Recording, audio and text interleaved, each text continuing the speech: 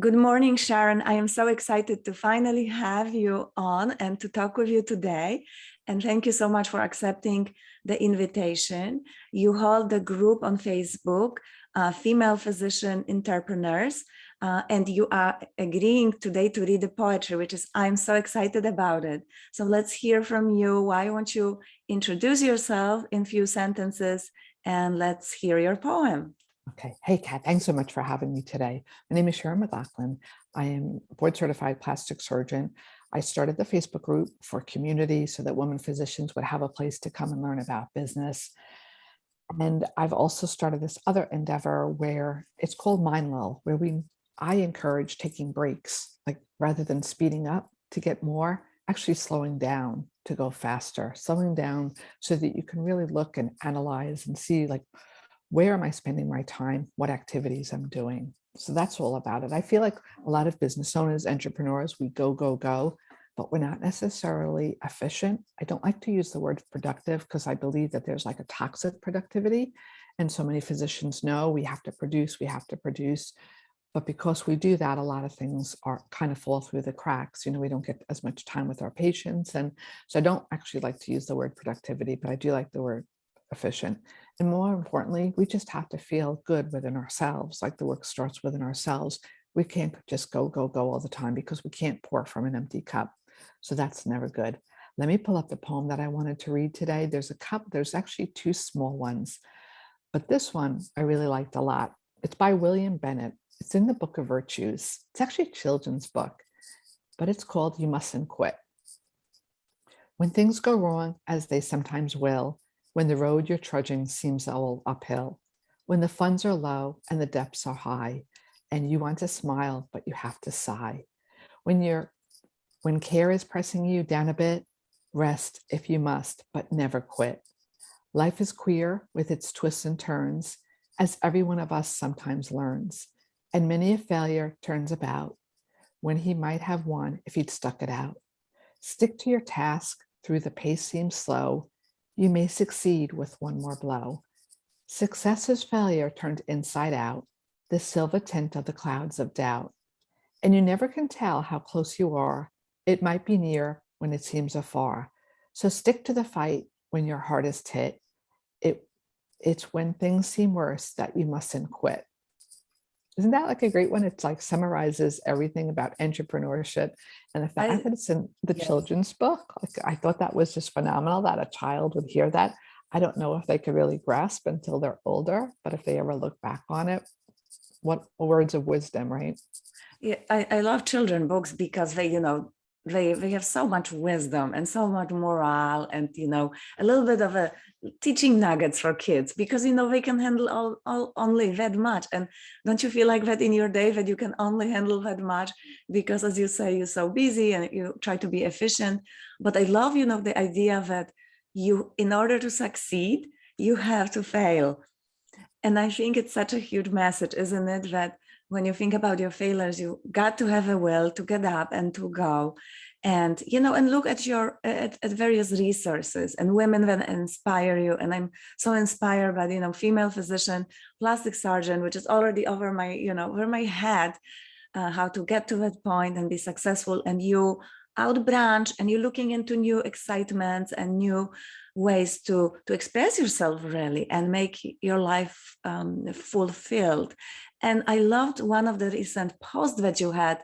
You said, don't limit yourself. We put too many barriers and boundaries around ourselves and always questioning ourselves whether we do right, are we okay? And your message is always, yes, you are whole, you are okay, but how can you make it even better, improve it? Not perhaps not toward perfection, as this is kind of hard, but just a bit better and to be happy with it and fulfilled. So I just looked that on the Facebook, you also advertise a bit your new book, or you mentioned that this is a bit of a diary. Why don't you say a few words about that? Because I really like that concept. Okay. The concept is it's a journal planner workbook with some journal prompts in it as well for the entrepreneur or small business owner. I feel as with small business owners, we go, go, go, as we were mentioning before, but you really have to track. And unless you're tracking, you're not really aware of where you're spending your time, and then again, what the return on investment is with that time that you're spending. So the idea is to set a goal, an intention, and then week by week break it down, and day by day sort of break it down. And you actually sit down on Sunday night and you plan out your week.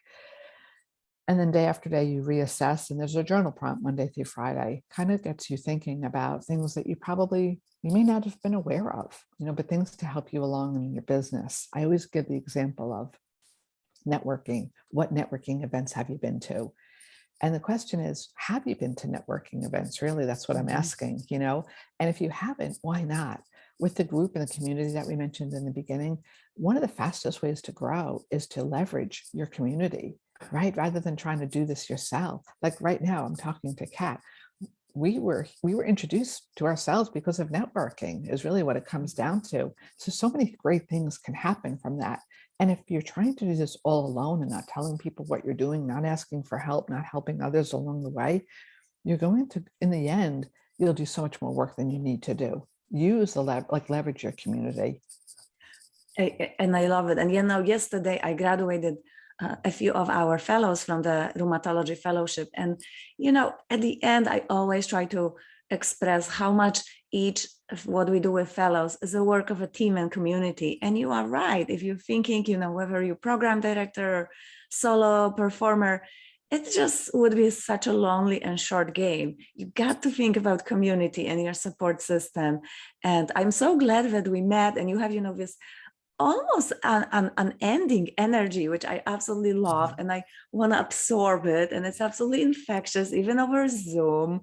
And I am so glad that on this very early morning, you agreed to spend a few minutes with me. And I would like to hear a final word of wisdom today from you, Sharon. One thing that just struck, it may appear that way on the outside. I think a lot of us spend time on social media, right? And we compare ourselves and we're looking at other people. So when you said, oh, you're about, full of energy, that's not true. There's plenty of downtime for me that I take long walks and I'm just quiet with myself and I do self-care.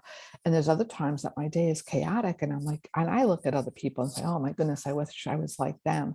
I think we just have to be comfortable within ourselves, and whatever we can do, we can do. Definitely planning out helps. The bottom line is, I always say, we have one life to live, and we are the ones that get to choose how we're going to live, what path we're going to walk. So that's really important. Just live your life. I really like that. So you're right. The energy sometimes is how do you get to that point? But I love the idea about pauses, balancing, not balance because that's hard. And, with that final beautiful note about appreciating each other as we are, I would like to finish. And again, thank you so much, Sharon. And I hope to connect many times over with you and listen to your podcast and try your journaling. And again, have a beautiful weekend. You too. Enjoy. Thanks so much for doing this. Thank you.